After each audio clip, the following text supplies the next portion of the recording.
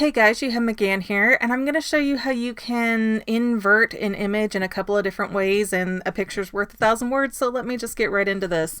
I want this image right here of the last unicorn, and you can see I've already kind of played with this and figured this out, but let me show you anyways so that you can do it too. Alright, I'm going to blow this up so you can see it, and why did you shrink? There we go.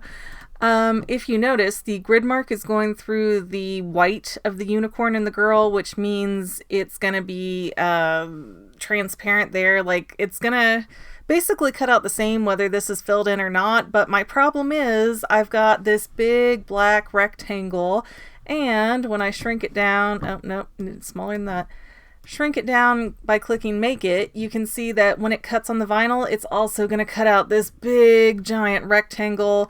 Plus I've got all these extra detail pieces that I don't really want to fussy cut out and mess with.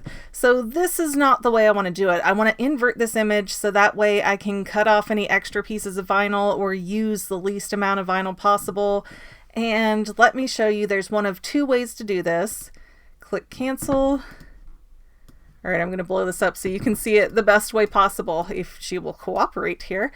If you have Photoshop, the easiest, fastest way you can do this is just go to the place where you found the SVG image. And I got this image from geeksvgs.com, and most of these are free for personal use. I'm just showing you this as a tutorial for something I'm making for me. I'm not selling you the shirt, so I assume it's okay that I show it to you this way. You can also do this for Google and other places like that. But, okay, I've clicked on the image that I want to get.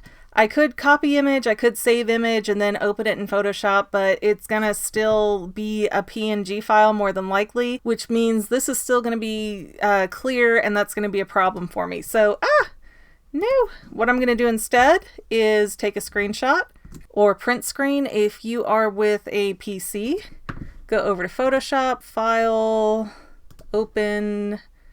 I know where my stuff drops, so I can get there a little bit faster, maybe, if I can see it. I think it's this one. It's hard to see those little tiny thumbnails. Yeah, you're fine. All right, and then we're going to go over to Crop, and we're going to get just the black and white part of the image.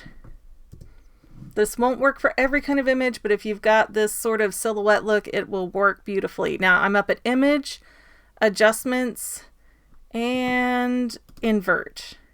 And now I've got it so that the black and the white have kind of flipped. And now I'm just going to save it. I don't care that it's called screenshot, blah, blah, blah. No big deal for me. Now, I'm going to go back to Cricut Design Space, click Upload, Upload Image, Browse, back where I saved it, so it's in Desktop, all the way at the bottom. I think it's this one. Fingers crossed. Yes. All right, for this one, since it's just the two colors, the black and the kind of gray, I'm just going to click on Simple, Continue, and you just sort of see that took most of it out.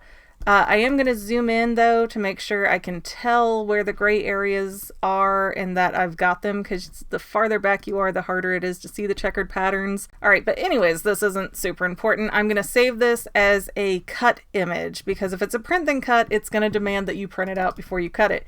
So last unicorn, save it.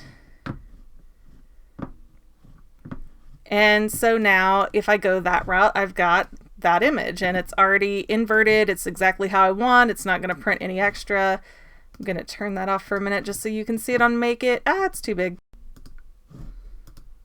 Okay, now clicking Make It, and you can see now it's not going to cut out with the big rectangle. It's just going to cut out the part I want, but I'm going to show you the other way. So hit cancel. We don't need that anymore. Bring you back. Here's the other way to make this work just on Cricut Design Space, but it might be more or less comfortable for you just depending on how you like to do it, what tools you have available. Now, if you didn't see, I just clicked Shapes and clicked on Square, and now I'm going to make this bigger than, oh, come on, cooperate. I'm going to make that bigger than this one, but unfortunately, I need to send this backwards. I need to send the square backwards so that the unicorn can be seen through the gray image. All right, now I would normally want to hit slice, but as you notice, it's not popping up. It won't work. What do I do? Well, what you need to do is click this, scoot it over so you can maybe see better. Click on this grouping of the unicorn with the girl and the eyelashes and everything that's all a separate file. Click Weld. because slice will not work through a ton of different layers. I think it's 1 or 2 max. So you select Shift or Command depending on the computer you're working on. Select both layers at once. You can see they both turn gray over on the side, and then click Slice. And that's going to act like a stamper hole punch kind of thing, like from when you were a kid. Okay, now we can move this over. We don't need this anymore. And if you look at that, we just cut, except it's a slightly different shade of gray. We don't need that anymore. And what we're going to do to get rid of all this extra black, because again, the whole point of doing this is to get rid of the extra cutting. So yes, this is the way I want this image to look, but now I've got this extra bar, not what I want. Kind of simple, kind of crazy. Bear with me here. Go over to Shapes, Square. You can pick any shape you want though, really, it doesn't matter. You're going to make it the same size. You're going to do the same thing you just did before where you select both images at once, slice. All right, you see that? Now look over here. Now this piece comes off and this piece comes off. You can now separate and delete those. Now we're going to come over here and try it again. Ah, nope, didn't mean to do that. Shoot, I connected them and it was too far over. Slice. All right. 1 image, 2 images again. Get rid of that. Now, you guessed it. Come on. Slice. And just for the sake of getting it done in a timely-ish manner, nope. Gotta watch it. That thing has a little delay, but it will eat up your image there. Okay, slice, slice, slice, slice. And now I can delete all that I don't care about. And I've got just the image I want. And I'm going to get it to the size I want.